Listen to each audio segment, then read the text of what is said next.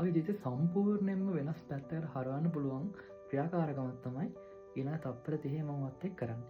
ඉතින් මුලින්ම මේකට ඔයා ඇස් දෙක පියා ගන්න ඕනේ. සමහර අය හිතයි මම ඇස් දෙක අරගෙන කරන්න කියලා. හැබැයි එහෙම කරන්න එපා. මේ ක්‍රියාකාරකම වැඩක් නැති වෙනවා. ඒ හින්දා මම විශ්වාස කරලා තප්පර 30ක් ඇස් දෙක පියා ගන්න. හරි.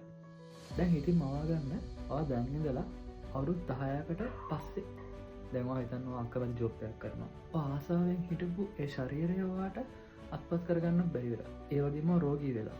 ඉතින් එක රැයක ෆෝන් එක පද්දවා දකිනවා ඔයාට අවුරුදු 10කට කලින් හිටපු වගේ ෆොටෝ එකක්. ඉතින් දැක්කට පස්සේ ඔයා හිතනවා අනේ දෙවියනේ මට අවුරුදු 10ක් පස්සට යන්න තිබ්බනම් මං ජීවිතේ හැමදේම වෙනස් කරනවා.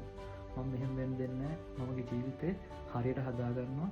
මගේ ජීවිතේ ලොකු වෙනසක් කරනවා. ඔයා දෙවියන්ට කියනවා මට මේ අවස්ථාව දෙන්න කියලා. ඔන්න දැන් S2 අරින්න. ඒ අවස්ථාව වල දැන් හම්බෙලා තියෙන්නේ. අද දැන් ඔයාට ඔයා වෙනස් කරගන්න. ඔයාගේ ඩ්‍රීම්ස් වලට යන්න. ඔයාගේ බෙටර් version එකකට යන්න. අද ඉඳන් වැඩ කරන්න ගන්න.